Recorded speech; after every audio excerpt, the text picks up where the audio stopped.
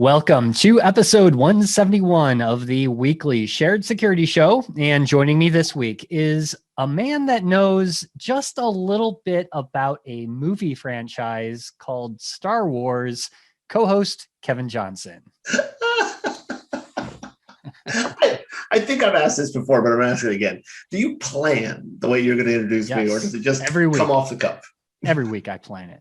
Every week. I write it out. Yeah, I script it. I think I put some time into this, Kevin. I put time into your intro. That's how much it means to me. I'm sorry? It means a lot to me. I'm glad it means a lot to you. Yes. You don't have anything behind you. You don't have anything behind you to reference. I know. I apologize. I was supposed to go to the office so that I would have Darth Vader behind me. And this morning, my light did not turn on.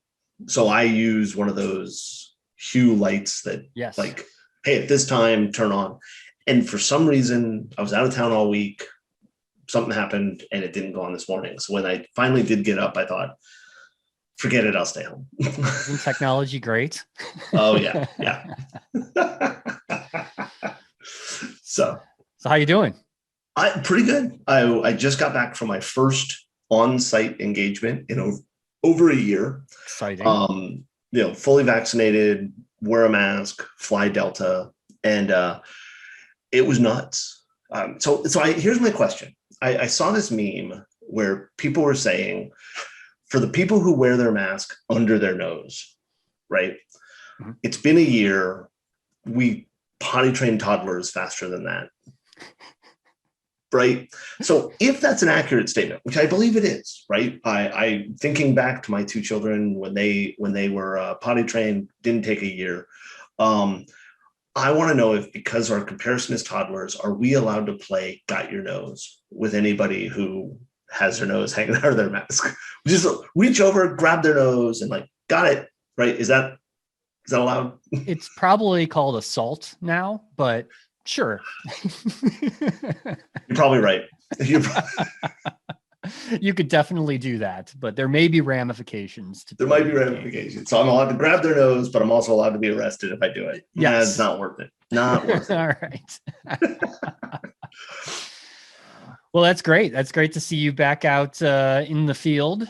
And yeah, it was a fun test. It was a physical test. We were actually physically breaking into a building, which is not something we do often, mm-hmm.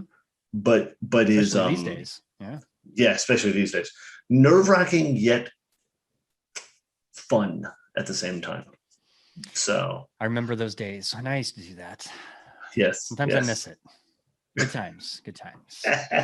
Now I'm a manager. yes, you are the manager. I'm the CEO. I'm just going to point that out. That's true. Yeah. I guess if I asked nice enough, I could probably get back into field work, but I'm good.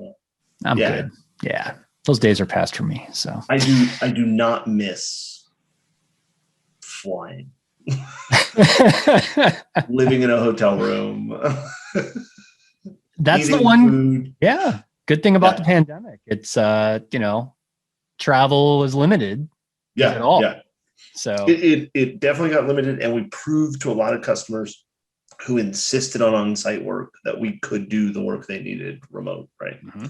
So that was good. But yeah, I don't know. So we got two stories today. Yeah, and it has been a crazy week from many aspects, I think, in the news world. The biggest one I know in the InfoSec cybersecurity community was the death of Dan Kaminsky, which was devastating news for everyone that we know and we work with in the community. So for those of you that don't know Dan, Dan was an incredible security researcher, really all his career. Probably one of the geniuses of, I'd say, of cybersecurity that we know today, and what he's contributed. So Dan was known for this DNS bug that came out. It was 2008 that this vulnerability came out, and literally this bug was so bad that it could have impacted the entire internet, Well, and everything that we do on the internet. And I want to be clear there, right? Like we hear that a lot, like, oh man, the exchange bug could impact the entire internet. No, DNS is the underpinning of the way we use the internet, right? And every server out there was vulnerable except for one. Was it DJB DNS?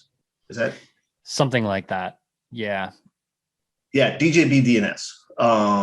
Dan Bernstein wrote it, and he had fixed it. The source port randomization was what he used, and all DNS servers basically, for all intents and purpose, were vulnerable to this except for that one, and it was trivial to attack it. And that, I think, look, it's easy to say that people are geniuses. It's easy to say that people had a big impact. I can't imagine anybody able to argue that with Dan. Dan was, and not only, and this is the part, because I'll be blunt. It hit me pretty hard. Dan and I were not friends, in the traditional way. I met him when I was at InGuardians, dealt with him there because, of course, Jay Beal and Dan were co-presenters, co-authors, lots of things together. And, Jay is an amazingly great guy. And Dan was just one of those people that cared. And I think that's why it mattered. So not only was he a genius, not only was he able to do so many things to help to build out security research and whatever, but he was part of everything. He was helping so many people. I mean, we talk, I think, what's the quote from, I think it's from Isaac Newton, right? Stand on the shoulders of giants. Yeah. And I've used that quote quite often, but Dan was one of the sets of shoulders we stood on. And any interaction with him, he took the time to find out what you were doing, what you needed, and how it would. I personally, I feel that with his death, the industry has gotten sadder. We have a hole. And what I hope, and myself included, I hope we all step up and try to be a little more open and helpful and friendly and encouraging, right? Like that was one of the things. Dan went through a lot. Dan had health issues, right? But I don't know anybody who ever had an interaction with him that didn't make them better, right? I know that I didn't. Every time I worked with him, every time, I talked to him, I walked away from it better than I went into it. Same. I completely agree. I think that's the one word I hear a lot, and reading kind of people on Twitter talk about Dan and, kind of remember the stories they have with Dan. One word comes out, and that's kindness. Yep. Dan was just a really kind guy towards people and individuals. Yeah. And I think that, using the same model, right, that people talk about on Twitter, the sheer number of people I see on Twitter saying, I saw him and was starstruck and didn't want to bother him and didn't reach out to him. Mm-hmm. Stop that. Yeah. Right. Reach out to people, talk to people. Look, you may not get the best response, right? I'm going to think back to, one of the people that used to work for me. She approached a celebrity in the field, and I'm not going to name him. And mainly I'm not going to name him because this was odd for him. He was having a bad day, and he blew her off. Mm. And she was upset about it, which is understandable, right? But even if that happens, the majority of the people, including this one guy, which is why I'm not naming him, want to help people, right? Like a good example, a friend of yours and mine, this guy said, I saw Dan Kaminsky once and I didn't want to bother him because he's, so much. And I saw Dave Kennedy once and didn't want to bother him. And it's like, and I read that and I thought to myself, oh my God, you missed out so much, right? Like both of those two people you just listed are two of the best people it doesn't matter how busy they were or are, and they stop, they listen, they talk. And I hope that when I cack off, that because it's going to happen, right? Of course, life has a death and 100% right termination rate or whatever it's called, right? I hope that people can look back and that I did 1/1,000,000th of the good Dan did. So yeah, agreed. Yeah. And like you, I wasn't like direct friends with Dan. Yeah. Just knew him through association. We hung out probably at some parties at the conferences. Yeah. And I remember one party, it was actually ShmooCon. I think it was 2009 that, we presented that year. Yeah. Right after the year after the DNS bug. And I remember seeing Dan, I think it was like a hacker space in DC at one of the parties. And, he's very approachable. We were chatting and, we took some pictures, and I was kind of going through my picture album. I have a ShmooCon that year, and there's pictures of me and Dan, and, he's just a fun guy. He was just such a fun guy to talk to. And I was very honored to have been able to meet him and talk to him. To your point, when you see people that you respect and that are kind of, idolized in the security community for the great things that they do, go up to them, talk to them, interface with them, because you never know, maybe the last time you get to do that. Well, not only could it be the last time you get to do it, but you're going to get something from it. You will. Right? Absolutely. And the flip side, Dan, I remember, so he was working with Jay and I was involved in the project they were working on, not, just as I worked for Jay. And so he was having me help out with some stuff. And somebody said something to Dan, and Dan talked about how much he got from when he talked to people, right? Like that was the big thing was, it's not just you're going to get something from it. He's going to get something from it. And that's, it's funny you mentioned 2009 at ShmooCon. That was the very first time I ever autographed a Kevin Mitnick book. No, talking about the polar opposite. We've got nice guy on one end, Dan Kaminsky, and total jackhole on the other end, Kevin Mitnick. I'm saying that as politely as I can. For some reason, a lot of people think I look like him, and I don't know. I don't know where they get that, but yeah, I don't see resemblances in anybody. So I'm not saying I don't. But on a pretty regular basis, people will bring me his book and ask me to autograph it. And I autograph it every time. And that was actually the first time it happened. Oh, wow. Yeah. And no, I don't sign his name. I sign my own. So yeah, because my assumption is you want my autograph. So I'm going to give you my autograph on Kevin Mitnick's book. But yeah, it was crazy. Sorry. I don't know what you think of that, but yeah. So yeah, Dan was a good man. Absolutely. Spring and summer are upon us, and that means it's time for some much needed vacation time with friends and family. But this also means that you need to be aware of data privacy and how to protect your laptops, smartphones, and key fobs while traveling. Airports and other public areas can often be targeted by attackers looking to gain access to your devices through their wireless signals. So instead of worrying about disabling or turning off wireless functions, it's so much easier to place them in a Faraday bag when they're not being used. And if you want the best protection that you can get, you want to be using Silent Pocket's premium Faraday bag product line that blocks all wireless signals. So don't forget to get yourself a Faraday bag before you head out on your vacation. And right now, you can use discount code SHAREDSECURITY and receive 10% off your order during checkout at silentpocket.com.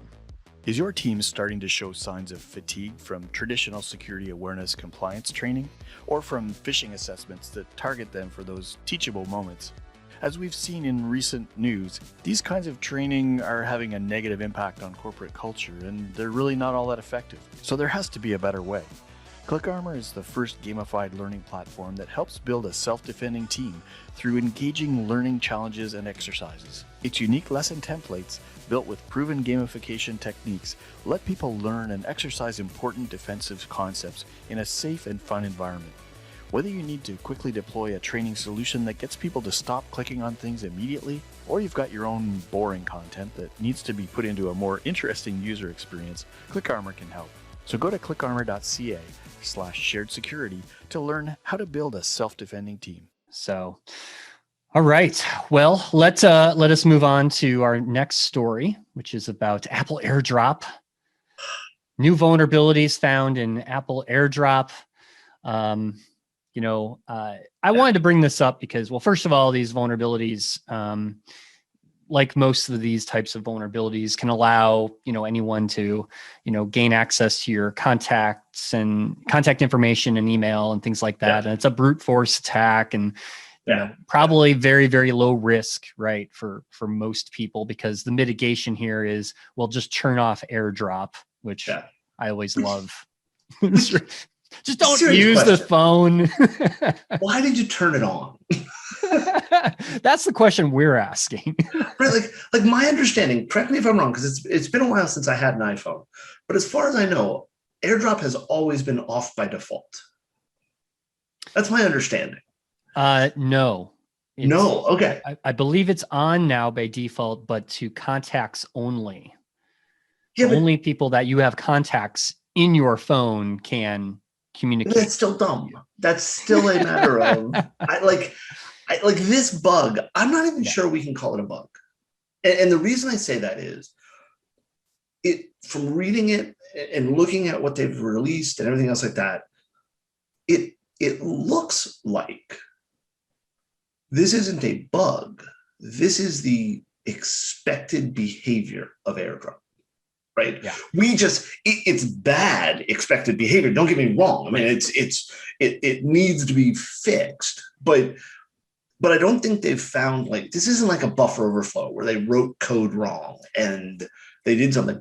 They give a hash of your contact information when the AirDrop stuff, which, based on what you just said about why, it's on, but only for contacts, they have to do something to verify that you're the contact, right?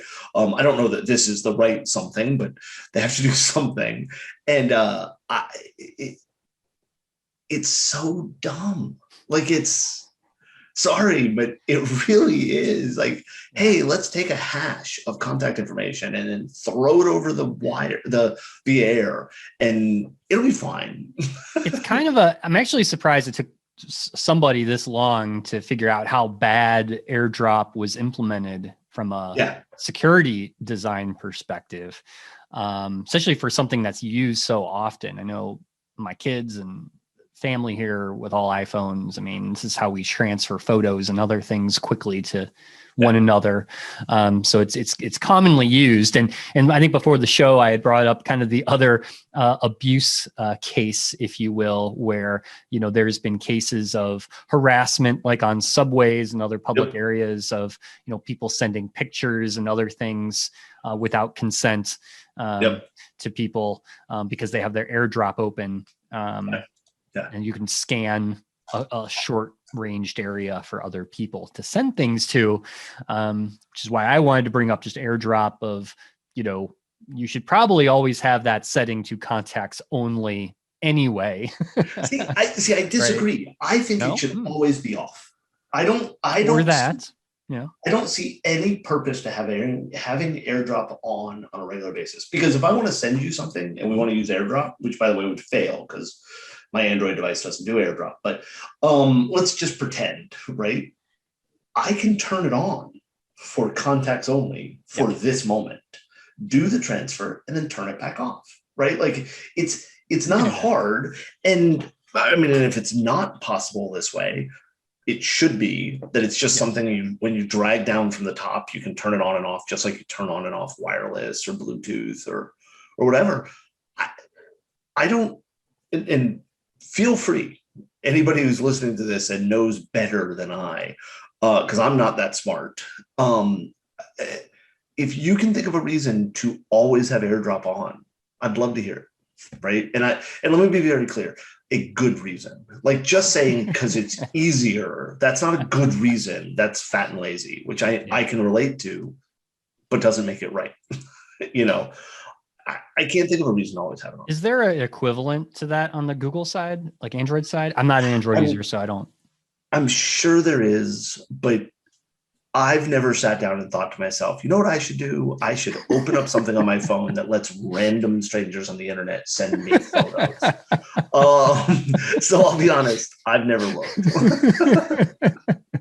Yeah, you got a great point.